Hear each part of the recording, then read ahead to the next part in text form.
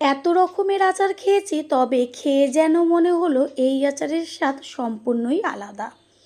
এতটাই খেতে ভালো লাগে যে একটু বেশি করেই বানিয়ে রাখতে হয়। এইভাবে একবার বানিয়ে দেখুন, দেখবেন এতটাই খেতে ভালো লাগবে অন্য আচার খাওয়ার কথা ভুলেই যাবেন। নমস্কার বন্ধুরা, শ্বশুর বৌমা রান্নাঘর অ্যান্ড ব্লগ চ্যানেলে সকলকে স্বাগত।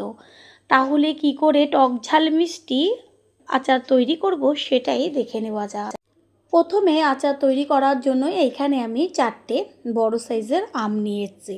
আমগুলোকে ভালো করে জল দিয়ে ধুয়ে নেব, কারণ কষ লেগে রয়েছে। আমগুলো ধুয়ে এবার কেটে নেওয়াটা শেয়ার করছি, সেই কারণে একটা আম নিয়ে তারপর তার গায়ের থেকে সম্পূর্ণ খোসাটা ফেলে দেব। প্রথমে মুখের দিকের কিছুটা অংশ কেটে বাদ দিয়ে দেব, তারপর সম্পূর্ণ খোসাটাকে ছাড়িয়ে নেব।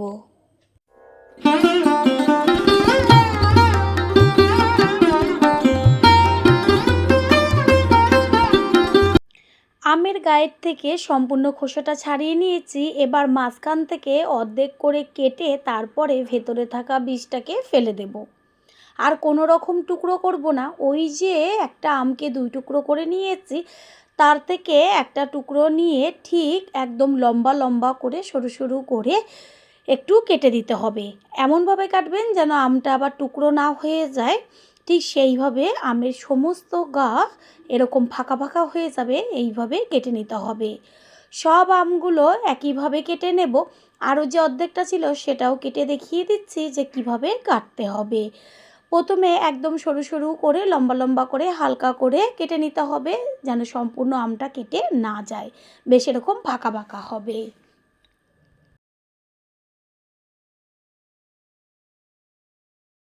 আম সবগুলো কেটে নিয়েছি আর দেখিয়ে দিচ্ছি যে কত সুন্দর ফাঁকা ফাঁকা হয়ে কাটা হয়েছে। এবার গ্যাসের ওভেনে কড়াইটা বসিয়ে তাতে দিয়ে দিয়েছি 3টে শুকনো লঙ্কা। একটু লঙ্কাটাকে হালকা করে ভেজে নেব গ্যাসের ফ্লেম লোতে রেখে। লঙ্কার গায়ে হালকা কালার এসে এই পর্যায়ে দিয়ে দিয়েছি 1 চা চামচ 5 ফোড়ন, ছোটো চামচের 1 চা চামচ গোটা ধনে, 1 চা চামচ সাদা জিরে, 1 চা চামচ পরিমাণ মৌরি। এগুলোকে একসাথে ভালো করে ভেজে নেব, কারণ 5 ফোড়নের মধ্যে সব মশলা কিন্তু ঠিকভাবে থাকে না, সেই কারণে আলাদা আলাদা করে একটু দেওয়া হয়েছে। ভালো করে ভেজে নেব। খেয়াল রাখবেন যেন মশলাটা পুড়ে না যায়, তাহলে যে মিষ্টি একটা গন্ধ আসবে সেটা চলে যাবে। মশলা ভাজা হয়ে গেছে। এবার কড়াই থেকে মশলাগুলোকে একটা প্লেটে ঢেলে ঠান্ডা করে গুঁড়ো করে নিয়ে ফিরে আসব। এইখানে ওই কড়াইয়ের মধ্যে দিয়ে দিয়েছি 1/2 কাপ পরিমাণ জল, আর জলের মধ্যে দিয়ে দিচ্ছি চিনি। এইখানে আমি 4টে আমের জন্য 300 গ্রাম চিনি ব্যবহার করেছি। আর আমের পরিমাণ অনুযায়ী আর আমটা কতটা টক তার উপরেই চিনিটা কম বেশি ব্যবহার করতে হবে। গ্যাসের ফ্লেম হাই করে দেব। চিনিটা সম্পূর্ণ শিরায় পরিণত হয়ে গেছে। এবার এর মধ্যে দিয়ে দিচ্ছি কেটে নেওয়া আমগুলো। প্রত্যেকটা আমি এইখানে অর্ধেক করে দেওয়া হয়েছে। আচার তো অনেক রকমভাবেই তৈরি করেছেন, ঠিক এই পদ্ধতিতে একবারের জন্য হলেও তৈরি করবেন। তারপর আচারটা খেয়ে এসে কমেন্ট করে জানিয়ে যাবেন যে আচারটা কতটা টেস্টি হয়েছিল। আমের টুকরোগুলোকে চিনির শিরার মধ্যে ভালো করে মিশিয়ে নেব।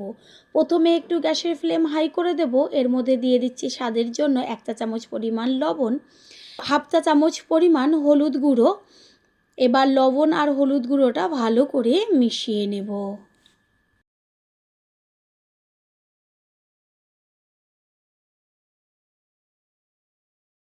চিনির শিরাটা যেন আমের মধ্যে ভালোভাবে যায়, সেই কারণে একটা ঢাকনা চাপা দিয়ে দেব বেশ কিছুক্ষণ।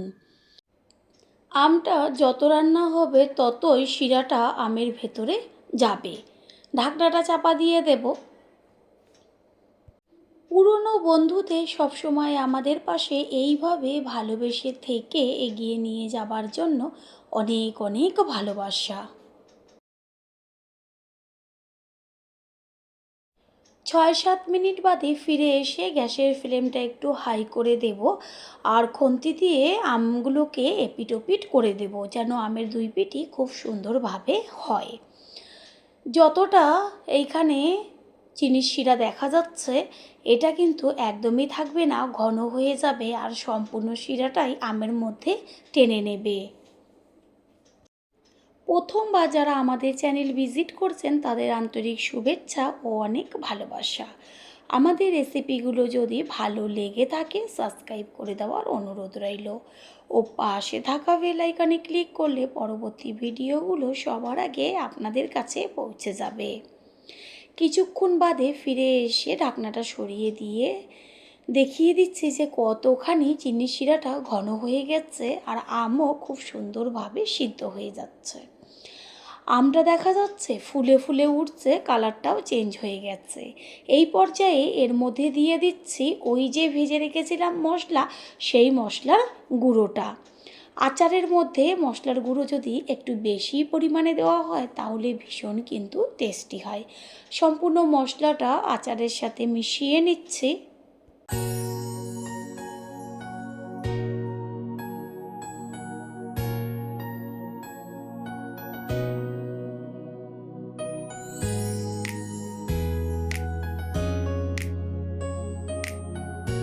বেশ একটু হালকা ঝোল থাকা অবস্থায় নাবাতে হবে, কারণ এটা যখন ঠান্ডা হবে তখন অনেকটাই বসে যাবে।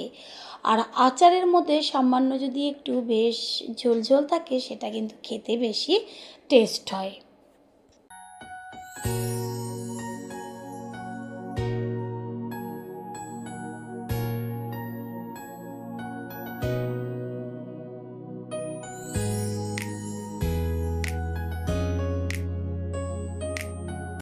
আচার একদম তৈরি হয়ে গেছে, এবার গ্যাস অফ করে দেব।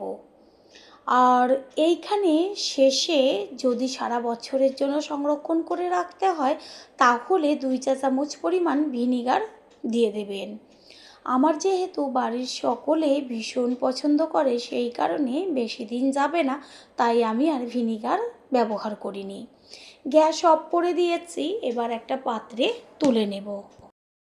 তৈরি হয়ে গেল টক ঝাল মিষ্টি টেস্টি টেস্টি আমের আচার। আশা করি রেসিপিটি ভালো লাগলো, আর যদি ভালো লেগে থাকে একটা লাইক, কমেন্ট, পারলে একটা শেয়ার করে অবশ্যই জানাবেন। আপনাদের দেওয়া একটা লাইক ও লাইকের পাশে থাকা হাইপ আর একটা শেয়ার আমাদের কাছে অনেক অনেক গুরুত্বপূর্ণ। All friend, thanks for watching my video. আপনারা সকলে ভালো থাকবেন, সুস্থ থাকবেন। আবারও দেখা হবে অন্য কোনো রেসিপির এপিসোডে।